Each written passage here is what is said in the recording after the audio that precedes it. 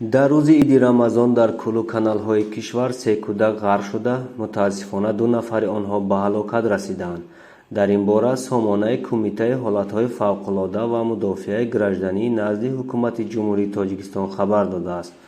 2 майи соли 2022 соати 10:25 вақти маҳаллӣ ба қисми навбатдории раёсати Кумитаи ҳолатҳои фавқулода ва мудофиаи гражданӣ назди ҳукумати ҷумҳурии Тоҷикистон дар вилояти Хатлон хабар расидааст, ки писарбачаи 10-солаи сокини шаҳри Бохтар ҳангоме ки мехост аз дарёи Вахш об нӯшад, мувозинати худро нигоҳ дошта натавониста ба дарё сарозер шудааст. ҷараёни пуртуғёни об басо бошиддат буда, ҷасади ӯро аз назарҳо пинҳон кардааст.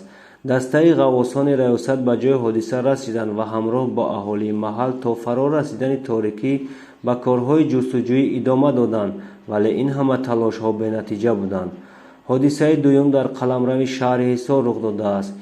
2 бародар сокинони ҷамоати Сомони шаҳри Ҳисор, ки яке 7 ва дуюми 6 сола буданд, ҳамроҳ бо модарашон барои таҷлили Иди Фитр ба ҳавлии бобояшон ба деҳаи Деҳқонободи ҷамоати Деҳқонобод рафтаанд.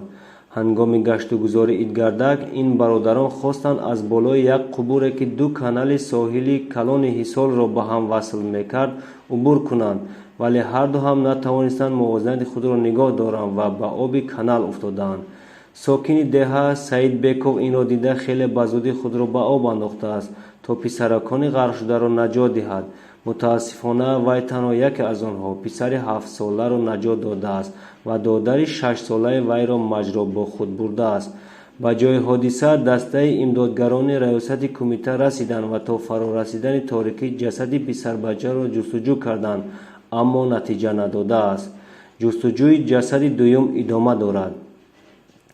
аз ин лиҳоз Кумитаи ҳолатҳои фавқулода ва мудофиаи гражданӣ назди ҳукумати ҷумҳурии Тоҷикистон аз волидон хоҳиш мекунад, ки фарзандони ноболиғи худро ҳаргиз беназорат нагузоранд.